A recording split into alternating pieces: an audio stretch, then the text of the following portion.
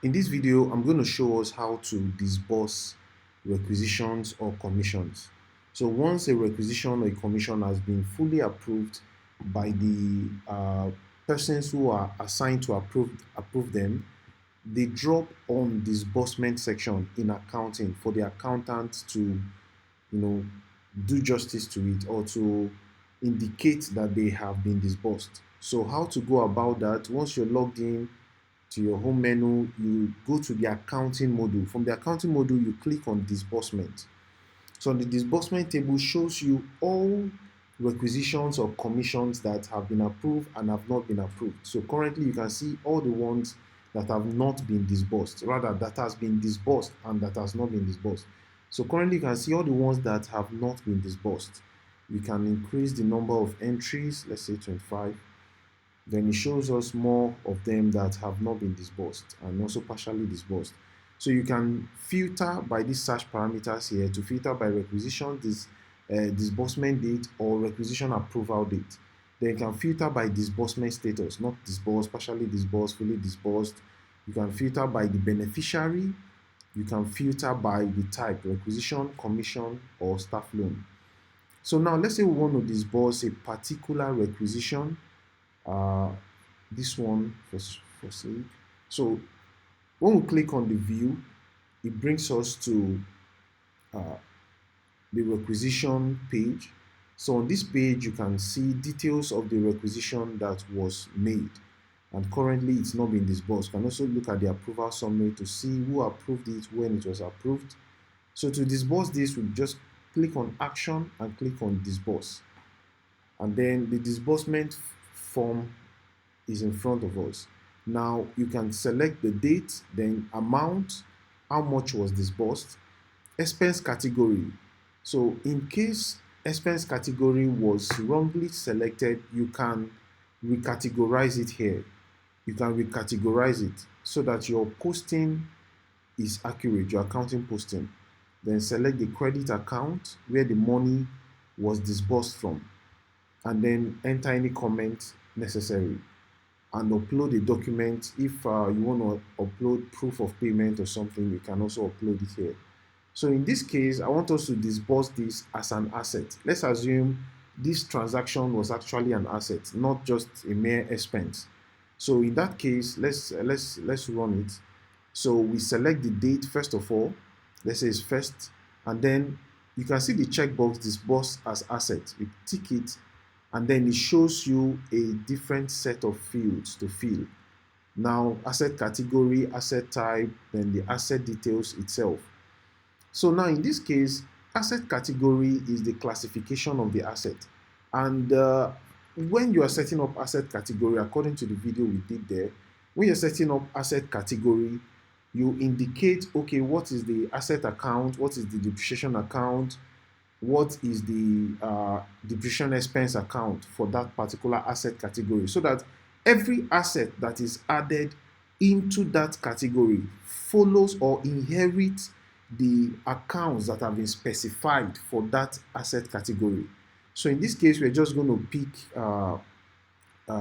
one from here. Let's say office equipment, and then asset type is optional. You can fill it in. Maybe you want further classification of assets, maybe based on maybe electronics, whatever, electronics, furniture, etc. You can categorize it: office furniture, boardroom furniture, whatever.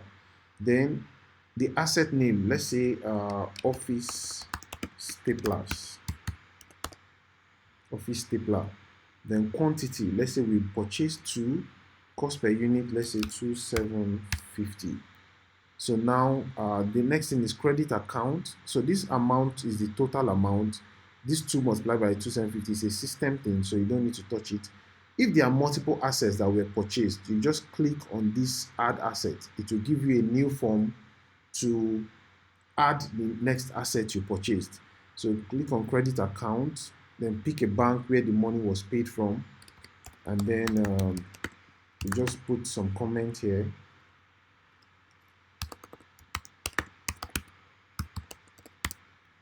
So next thing is to save it. So now it has been successfully disbursed. So after disbursement, there are a couple of things we can do. Number one is we can change the accounting posting of the disbursement so that it mirrors what we actually want it to post to. That is in case we made a mistake. Then number two, we can delete the disbursement.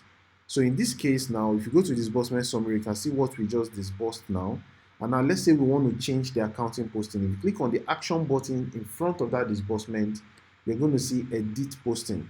So clicking on it brings us to a different page where we can edit the accounting posting of that disbursement transaction. So in this case, you can see how we posted account First Bank. It was credited with 5,500. The asset account for that asset category we selected was debited 5,500. So this is the posting. So we can edit it, maybe change the bank. Let's say we change the bank and we select Carrotsuite Global Access Bank. Now we update it. So now we have updated the posting. Now it's no longer the way it was before. This is how to edit posting. So if we go back to that view requisition, we can also delete this.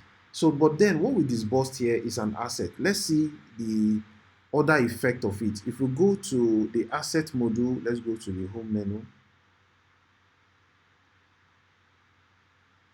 So from the home menu, we click on assets. So we want to see, how the transaction was or how it went. So because after disbursing for this asset, it will create an asset item. You can see it, office stapler, office equipment, 2 quantity. If you go to the asset category and then view report for this asset category report, so it's going to tell us that, okay, you can see direct posting, office stapler purchase, debit of 5,500. That is report under asset. So that means that what we did as was properly done. So if we go back to accounting,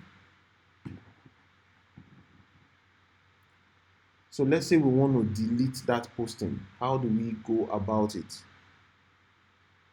So accounting,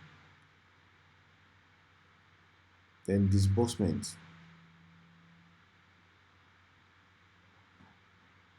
So we'll locate that particular transaction that we disbursed, and then we can proceed to delete it. Okay, let's find any transaction that has been previously disbursed. Okay, this is the transaction we worked on, I think. Okay, so now we want to delete the disbursement we did. Action, delete. So are you sure you want to delete? This action is irreversible. So we'll delete it. So now this disbursement has been deleted.